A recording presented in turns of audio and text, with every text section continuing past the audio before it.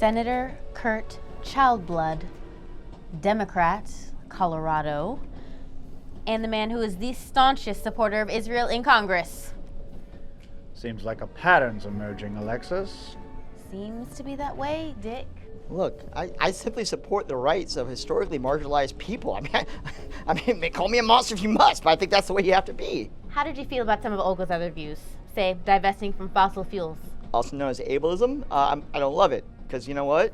Disabled people without cars, how they get around, huh? It's impossible. You ever see a guy, or a woman for that matter, in a wheelchair on a bus? No, it does not exist. We don't have the technology.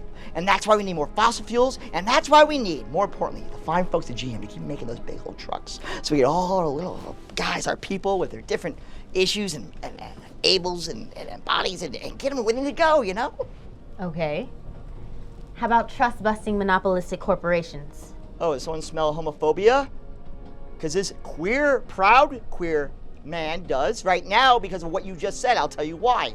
Whenever I go on Amazon and I see the LGBTQ plus section away from my Prime, I feel alive and I feel good about where I live in the country I live in. You think that's gonna be there if we bust Bezos and his Amazon? No.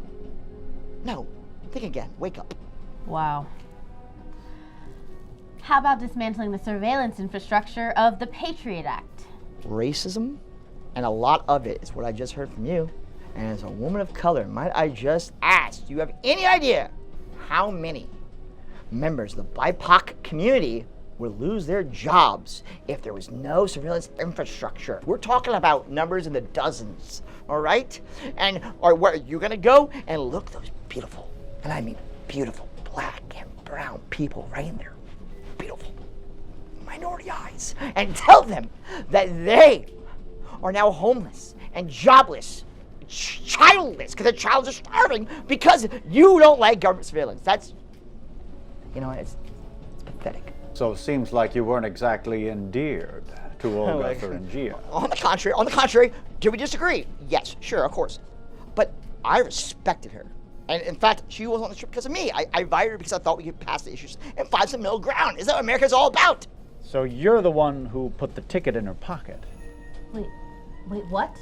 Well, that's what Olga told me right before she died. She got an anonymous invitation. In fact, that's how I... You got me. The jigs, clearly. Look, I'm known for my dramatic flair, right? You know, I'm kind of that guy. And I thought it'd be a fun surprise for her to do that. And I was going to reveal it when we got to Cleveland. You know, the good old-fashioned classic, welcome to Cleveland surprise.